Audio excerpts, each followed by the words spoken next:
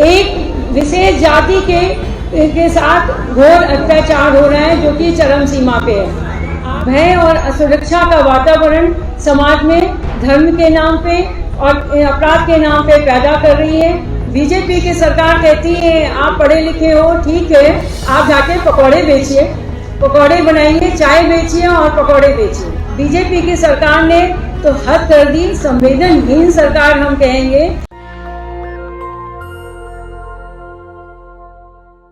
2007 में जब सर्व समाज के सहमत से सम्मानपूर्ण बहुमत की सरकार बनी थी, तब बहन जी का शासनकाल आप लोगों ने उनका शासनकाल भी देखा, उनका अनुशासन भी देखा, साथ साथ में आपने कानून व्यवस्था भी देखी।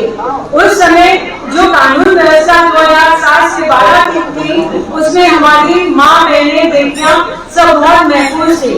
यहाँ तक कि अगर रात को भी उनको जाना पड़े तो वो अपना जाके काम कर सकती थी, क्योंकि उनको पूरा विश्वास था कि हमारी बहन जी की सरकार में कोई भी बुरी नजर से हमको नहीं देख सकता है, और वो अपना काम करती थी। इसके वर्तमान सरकार में बीजेपी की सरकार में रोज हमारी बहू बेटियों और माताओं के साथ कुछ न कुछ घटना घटती रहती है। हर 2 घंटे में आपको एक रेप की, बलात्कार की न्यूज मिल जाएगी। सुनने में आता है कि उस लड़की का वहाँ बलात्कार हो गया, यहाँ हो गया। कोई भी माता बहने ना तो अपने ऑफिस में ना घर में कहीं भी सुरक्षित नहीं। इसी प्रकार इसके पहले बीजेपी सरकार के पहले जब समाजवादी पार्टी की सरकार आई थी, तो उन्होंने, वो तो आप लोग नाम से ही जानते हैं कि गुंडा राज की सरकार कही जाती थी। उस सरकार को लोग गुंडा राज कहते हैं, क्योंकि उनके कार्यकर्ता जिसपे नजर पड़ गए उनके घर को हड़पने या किसी भी तरह के उनको हटाने की कोशिश में लगे रहते थे। माँ बेटियां बहन भी उनकी सरकार में महफूज नहीं थी। साथ में विकास के काम के नाम पे उन्होंने क्या किया कि बहन जी के जो काम थे, प्रोजेक्ट थे, उनपे सिर्फ मोहर लगाने का काम किया। जैसे कि मेट्रो है, आपका एक्सप्रेस वे, और यहाँ पे लखनऊ में गणेश मिश्रा पार्क, जो कि माननीय कांशीराम के पार्क में बहुत बड़ा पार्क 250 किले में गज में बना हुआ है, तो उसका सिर्फ आके उन्होंने क्या किया कि नाम चेंज कर दिया। आज शायद गणेश मिश्रा जी जिंदा होते तो वो भी इसको अपना अपमान समझते, ना कि सम्मान समझते। यहाँ तक वहाँ के जो स्टेडियम था, जिसका कि माननीय बहन जी ने 2012 के अंदर वो आवंटन से लेके उसका बजट तथा डीपीआर सभी तय कर दिया था मेट्रो का, और स्टेडियम का भी, उसका बनाने का और उसका नाम देने का काम समाजवादी पार्टी ने किया। 2003 में समाजवादी पार्टी की सरकार ने सवर्णों की नौकरियों पे रोक लगा दी। वो काम 2007 में बहन जी ने आकर वो रोक हटाई, और हटा के 23 लाख नौजवानों को और महिलाओं को सबको मिला के उन्होंने रोजगार देने का काम किया। उसमें जो प्रमुख हैं, 1,07,000 सफाई कर्मियों को नौकरियां दी गई, 1,70,000 सहायक अध्यापकों को नौकरियां दी गई। साथ ही साथ जो 2.5 लाख पुलिस की भर्तियां हुई हैं, वो उसमें प्रमुख हैं, जो कि बहन जी ने आके उसमें अपना काम किया। आजकल जो वर्तमान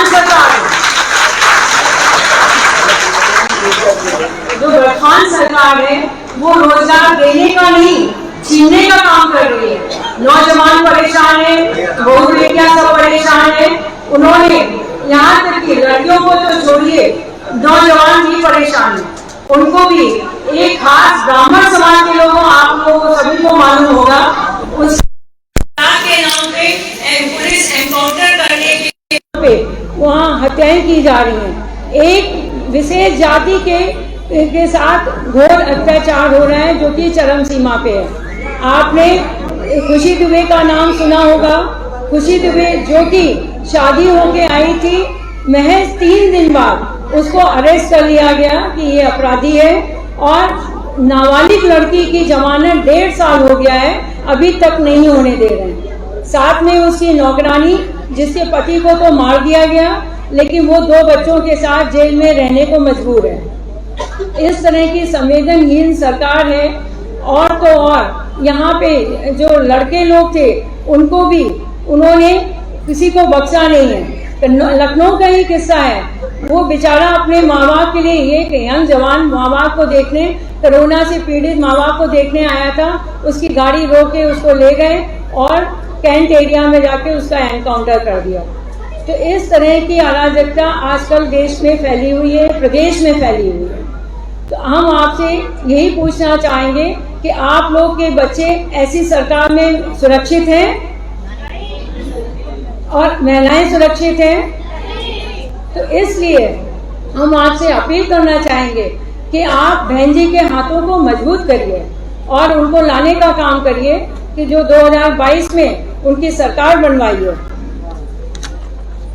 हम तो ये कहते हैं कि अपराधी अगर कोई है आप उसको पकड़िए, जेल में डालिए, नियमानुसार उसके ऊपर मुकदमा चलाया जाए। मुकदमा चलाने के बाद अगर वो अपराधी है तो दंड वही दे देगी, न्यायालय भी सजा दे देगी।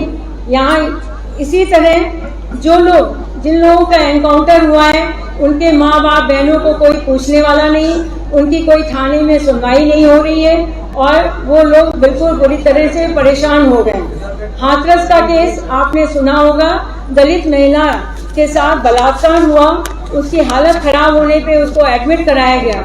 जब दिल्ली के अस्पताल में उसकी डेथ हो जाती है तो पुलिस के अंदर उसको लाके उसके परिजनों को दिया नहीं गया, दिखाया नहीं गया और पेट्रोल डाल के एंथेस्टी तक कर दी गई। इसी तरह के केस उन्नाव और महोबा के भी सामने आते हैं। इतनी बर्बरता पूर्वक सबको मारा जा रहा है, चाहे वो नौजवान हो, चाहे वो लड़कियां हो, चाहे वो महिला हो, किसी को भी नहीं छोड़ा जा रहा।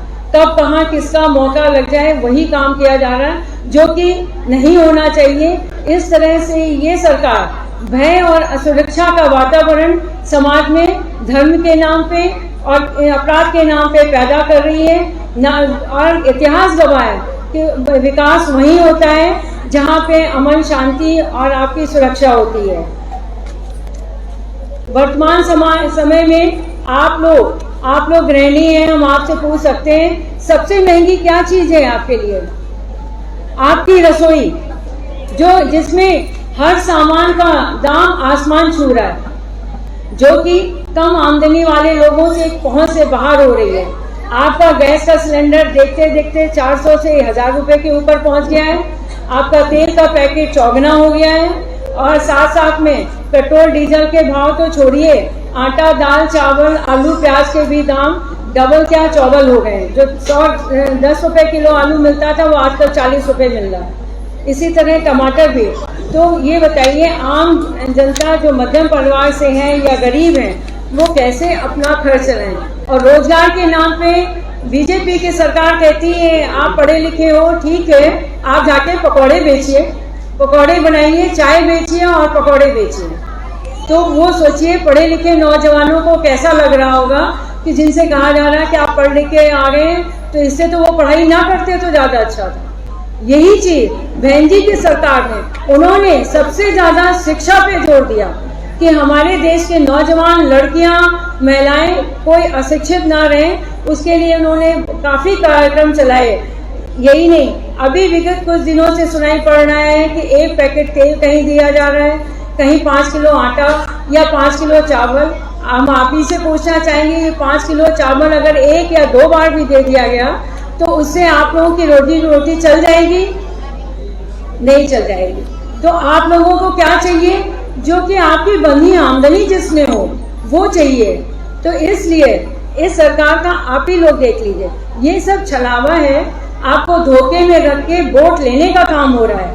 यही नहीं, आप लोग इसमें से काफी लोग टीचर होंगे जो जानते होंगे कि वित्त विहीन शिक्षक और कर्मचारी आजकल, जो कि लाखों की संख्या में हमारे प्रदेश में मौजूद हैं, उनकी समस्या बहुत ही गंभीर हो रही है कि उनको कोई उचित मानदेय नहीं मिल रहा है। सारी सरकारों ने, कांग्रेस ने, सपा ने और यहाँ तक कि बीजेपी की सरकार ने प्रलोभन देके कि हम आपको सम्मानजनक मानदेय देंगे, साथ में नियमावली भी बनाएंगे, उनको बेवकूफ बना के वोट लेने का काम किया और ओपनली कहा आप हमको जिता के लाइए, फिर हम आपके लिए सोचेंगे। जब उन्होंने अपनी मांगे पूरी करने के लिए कहा कि आप अपने मैनिफेस्टो में दे दीजिए, तो कांग्रेस ने नहीं लिखा, फिर इसी तरह से उन्होंने भी लौटा दिया। बीजेपी की सरकार ने तो हद कर दी, संवेदनहीन सरकार हम कहेंगे। जब उन्होंने अपनी मांगों के लिए प्रदर्शन किया, विधानसभा के सारे प्रदेश के लोग शिक्षक आके जब प्रदर्शन किया, तो उनको क्या मिला? लाठियां मिली, लाठियां भाजी। तो उसमें एक शिक्षिका जो कि आत्मसम्मान से भरी हुई थी, उसने अपना उसी समय सर मुड़वाया और कहा आज मैंने बीजेपी सरकार के मुखिया का कर्मकांड कर दिया है। तो ये सुनने के बाद मुखिया ने ये जवाब भेजा कि इन लोग हैं इसी लायक, इनकी यही दुर्दशा होनी चाहिए। आप लोगों को किसी को इस पे ध्यान देने की जरूरत नहीं है। तो और इसके साथ ही साथ हम लोग बनारस गए थे यही मिश्रा जी के इलेक्शन मीटिंग में, तो वहाँ पर भी जो अंध विद्यालय जो एक चल रहा था इंटर कॉलेज, उसको बंद कर दिया गया। वो लोग सड़कों पे उतरने पे मजबूर हो गए। लौट के आए, नेक्स्ट डे पेपर में पढ़ रहे हैं कि उनके बालकों अंध जो छात्र छात्राएं थी उनके ऊपर पुलिस ने लाठियां भाजने का काम किया। तो हम आपसे पूछना चाहेंगे, इतनी संवेदनहीन सरकार तो कभी नहीं रही है जितना कि आजकल वर्तमान समय में बीजेपी की सरकार है। जो कह रहे थे, जो कहते थे देश को का उत्थान करेंगे, कभी मिटने नहीं देंगे, आज उसी देश में सरकारी संपत्तियों का निजीकरण हो रहा है और अपने मित्र उद्योगपतियों के हाथ में वो लीज पे सारी संपत्तियां दी जा रही हैं। जैसे आपके LIC, जिसमें आप लोगों को बहुत भरोसा रहता है, रेलवे, आपका रेलवे, LIC, एयरपोर्ट, बंदरगाह, सभी चीजें निजीकरण के हाथों में दे दी गई हैं और लीज पे उनको देने, अब वो अपने मनमाने तरीके से उसको चलाने का काम कर रहे हैं। अभी घटना सामने आई कि मैंगलोर एयरपोर्ट पे उसका नाम बदल के खास उद्योगपति के नाम पे रख दिया गया। तो वहाँ के लोगों ने काफी विरोध किया, आंदोलन किया। हमें बहुत खुशी है कि उनके आंदोलन से वो नाम फिर वापस लिया गया। जो ओरिजिनल नाम था वही मैंगलोर एयरपोर्ट का नाम रखा गया। हम चाहेंगे, आप लोगों से अपील है, हम लोग भी इनकी इन नीतियों का, अगर ये जबरदस्ती तानाशाही की नीतियां हैं, उनका विरोध करें और आंदोलन करें, तो शायद हम लोग कहीं किसी मुकाम पे पहुंच सकते हैं। आंदोलन और विरोध का अपना अपना तरीका होता है। या तो आप खड़े होकर लाठियां खाइए, कहिए हम आंदोलन कर रहे हैं, या आप उस सरकार को ही पलट दीजिए, उसका बदल के जो हमारे सुचारू रूप से सरकार चलाए हम उसको क्यों नहीं लाएं। इससे अगर आप सहमत हो तो सभी लोग हाथ उठा दीजिए। इसलिए हम आपको ये सब इसीलिए बता रहे हैं कि अभी क्या हो रहा है और बहन जी की सरकार में क्या क्या हुआ था।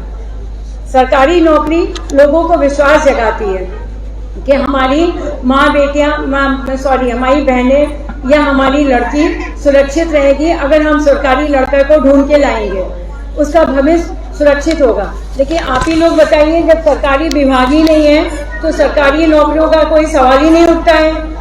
और जो प्राइवेट कंपनियां हैं वो भी इनकी नीतियों के कारण बंद होने के कगार पे आ गई हैं। उसमें बंद होने, तो वहां भी रोजगार के चांस आपके खत्म हो रहे हैं। इसलिए ये केवल समाज में धर्म के नाम पर भय और असुरक्षा प्रदान कर रहे हैं कि ना कि नौकरियां। किसी को कोई सुरक्षा नहीं प्रदान की जा रही है। इनकी कथनी और करनी में बहुत फर्क है। आपने रामलला के मंदिर को ही देख लीजिए, जिसका जजमेंट 2 साल पहले, अभी नवंबर में ही आया था, 2 साल पहले, अभी तक वहाँ पे ईंट पूजन हुआ है, ना भूमि पूजन हुआ, ना नींव पूजन। अभी भी 2 साल से रामलला हमारे टेंट में ही बैठे हुए हैं। तो जब वो पूरी पावर होने के साथ सेंट्रल में और यहाँ आपके केंद्रीय में और प्रदेश में पूरी पावर के साथ हैं, लेकिन नहीं, उनको तो वोट के नाम पर धोखा, रामलला के नाम पे वो वोट मांगेंगे और फिर उसको ऐसे ही छोड़ देंगे। इसमें जबकि मिश्रा जी अयोध्या गए हुए थे तो लोगों को बड़ा ताज्जुब हुआ। ऐसा लग रहा था बात करने पे कि लोग समझते हैं कि बीजेपी सरकार की धरोहर अयोध्या है, वहाँ कोई जा नहीं सकता, कोई आ नहीं सकता, वो जैसा चाहे वैसा कर सकते हैं। नहीं जी, हमारे प्रदेश के मुखिया भी पहुंचे थे सर्वे करने कि क्या रहा, कैसा रहा। हम आपको बताना चाहेंगे रामलला का मंदिर का बीजेपी सरकार अब ध्यान दे रही है।